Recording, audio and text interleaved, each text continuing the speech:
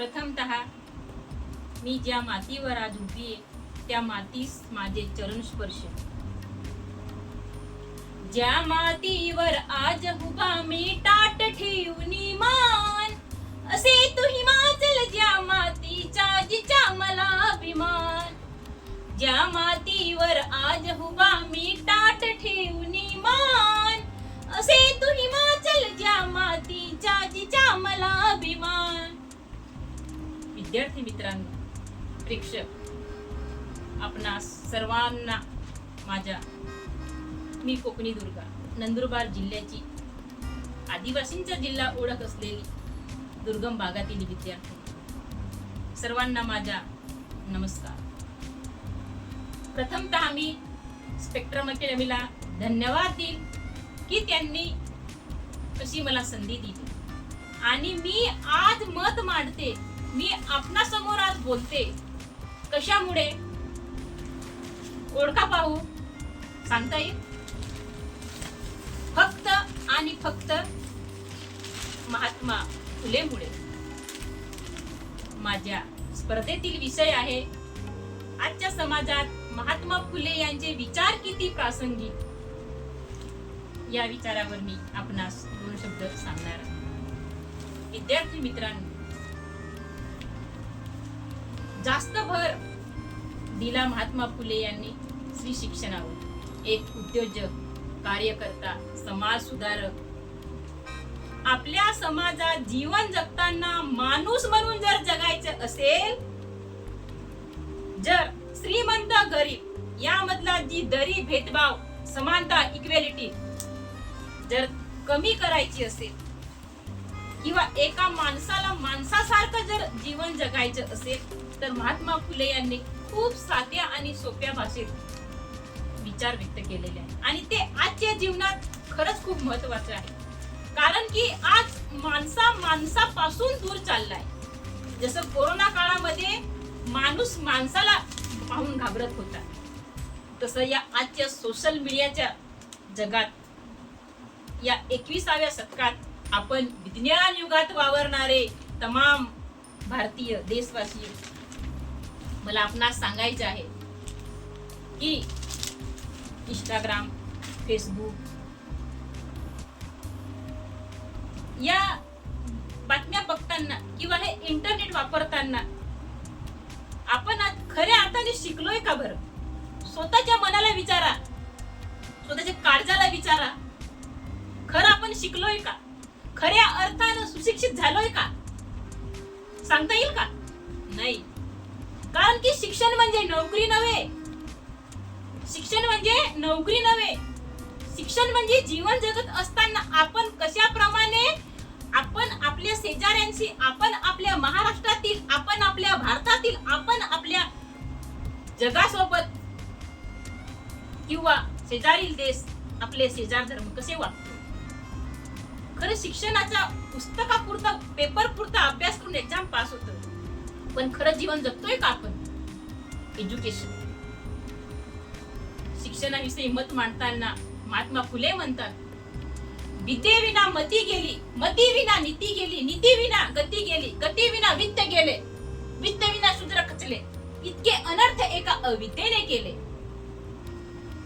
एक सुशिक्षित व्यक्ती हर जगह प्रतिष्ठा पा लेता है.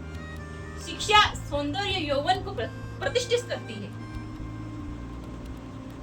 शिक्षण पहा, शिक्षण घेतलंय खरं, पण मी तर सांगते ना, महाभारतामध्ये, रामायणामध्ये तो रावण चांगला होता हो. त्याने सीतेला फक्त पळवून नेलंय, हात नाही लावला. पण आज या 21व्या शतकात जीवन जगत असताना बातम्यांमध्ये पाहतो, मोबाईलवरती पाहतो न्यूज, लहानशा 2 वर्षीय बालिकेवरती अत्याचार, 5 वर्षीय चिमुडेवरती शाळेत जाताना अपहरण, महिलेवरती अत्याचार. खूप दयनीय अवस्था आहे हो. आज झारखंडच्या राष्ट्रपती द्रौपदी मुर्मू आदिवासी जिल्ह्याच्या एका उच्च पदावर, राष्ट्रपती पदावर पोहोचलेले आहेत. मान्य करते मी, काही ठिकाणी झालेला आहे विकास किंवा 33% 50% आलेलं आहे आरक्षण, पण खऱ्या अर्थानं अजून नाही झालाय. म्हणून भारताला विकसनशील देश मानला जातो. चीन, जपान, अमेरिका का पुढे? खऱ्या अर्थाने जर तुम्हाला जीवन जगायचं असेल, खऱ्या अर्थाने जर तुम्हाला शिक्षणाची डेफिनेशन, व्याख्या सांगायची असेल ना, आज मी बोलते, मी माझ्या आई वडिलांच्या घरात होती तेव्हा माझ्या वडिलांचा वाटा आहे शिक्षणाचा.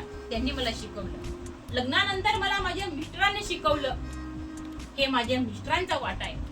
महात्मा फुले यांनी पुण्यामध्ये पहिली शाळा काढली. पण तुम्हाला जर शाळा काढायची असेल ना, तर आपल्या मनात, आपल्या विचारात, आपले जीवन जगत असताना परश्रीकडे वाचण्याचा डोळा बघून, या नजरेने बघू नका. किंवा तिला घरात एक आई म्हणून, एक पत्नी म्हणून स्थान द्या. तिला मान द्या, मान द्या. तिच्याही विचारांना तिलाही जीवन जगायचे. जर खऱ्या अर्थाने आपल्या भारत देशाला जर पुढे न्यायचं असेल ना, पहिले महिलांना शिकवा. मी सांगते, मी एक आदिवासी जिल्ह्याची कोकणी दुर्गा, मी आपल्याला एक आवाहन करते. खऱ्या अर्थाने जर भारताला पुढे न्यायचं असेल ना, तर पहिले महिलांना शिकवा. आणि शिक्षणात शिकवूनच नको तिला राजकारणात, उद्योग, व्यवसाय यामध्ये तिला पुढे न्या. एक स्त्री शिकली तर दोघं घराण्याचे नाव रोशन करते, सासरचंही आणि माहेरचंही. हो, ती सासरी असते तर तिचं माहेरी लक्ष, माहेरी असते सासरी लक्ष. तसं ना, खऱ्या अर्थाने जर तुम्हाला शिक्षणाविषयी जर सांगायचं असेल ना, महात्मा फुले यांना, त्यांनी एका स्त्रीला शिकवलं, आपल्या पत्नीला, एका पहिली मुख्याध्यापका किंवा पहिली स्त्री शिक्षिका.